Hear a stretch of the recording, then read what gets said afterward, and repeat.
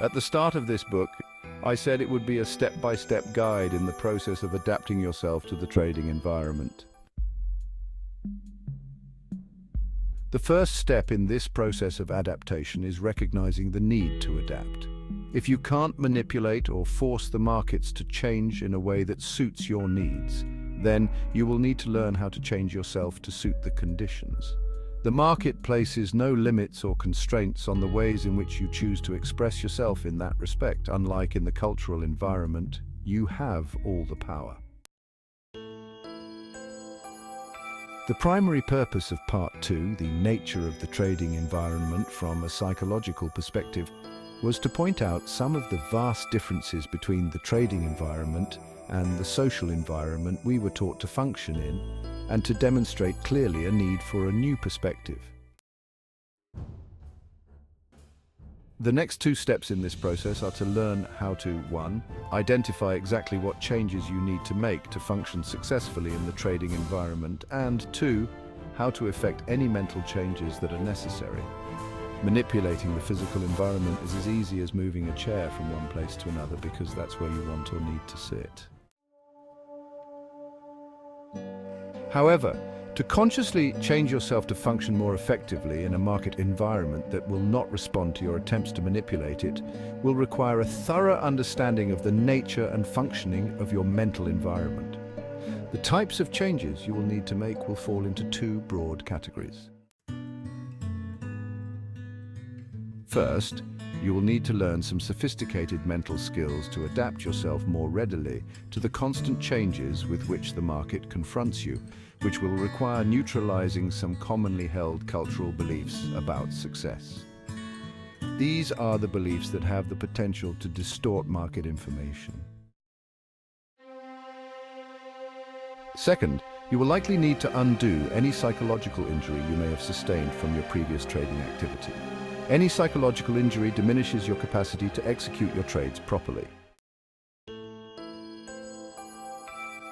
There are obviously a multitude of sub-steps to learn how to identify what you need to learn, what you need to change, and how to make those changes. The 6 chapters in this part are organized to take you through this process of adaptation by providing you with the insight you will need to understand what you have to do and why. The first thing you will need is a structural framework to make the things that go on in your mental environment more tangible and concrete. To give you this framework, I will describe, define, and organize the component parts of the mental environment into a manageable context to where you can 1. Understand your behavior, 2. Learn the various techniques for manipulating your mental environment at your conscious direction to be more consistent with the environmental conditions and your goals, and 3. Learn how to monitor your relationship with the exterior environment. It is essential that you learn how to monitor your relationship between the interior and exterior environment because our goals, intents, expectations, needs, and wants are all component parts of our mental environment that we project out into the physical environment for fulfillment in some future moment. In other words, they are all components of the mental environment that either happen or don't happen in the outside physical world. You need to be able to recognize immediately, especially as a trader, when you have the potential to distort the outside information to be consistent with the inner components. These distortions will inevitably result in pain and psychological injury. What I intend to demonstrate in the following chapters is, even though you cannot turn your eyes inward to actually see these mental component parts of the mental environment, it doesn't make them any less real. Besides, it isn't necessary to turn our eyes inward because we can just as easily learn to define what is inside of our mental environment by what we see and experience in the outside physical environment. By making the connection between what we believe and what we experience, it will be a lot easier to change what we experience by learning how to manipulate our beliefs. We will examine the nature of beliefs and how they act as environmental information management systems. I will demonstrate how our individual beliefs about the nature of the market and our expectations of what it will do next manage and control the type and quality of information we perceive about it.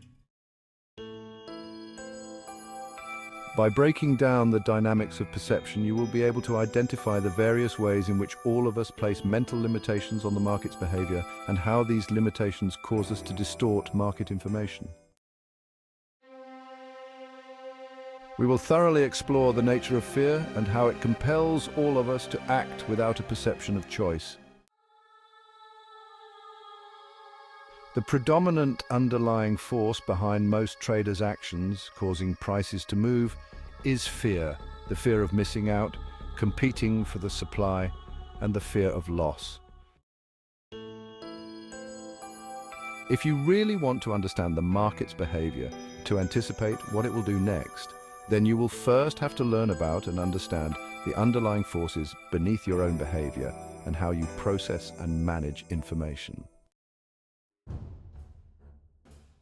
When you understand how any number of typical market-related fears operate in your life and learn to release yourself from them, you will, in effect, be separating yourself from the crowd.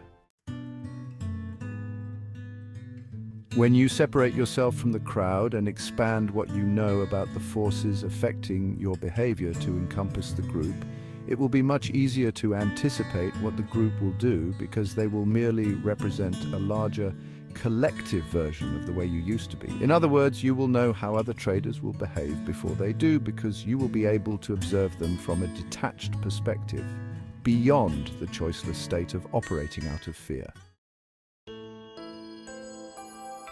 As you gain in your understanding of how beliefs interact with environmental information to control your perception and form your experience, along with learning how to distinguish between wishful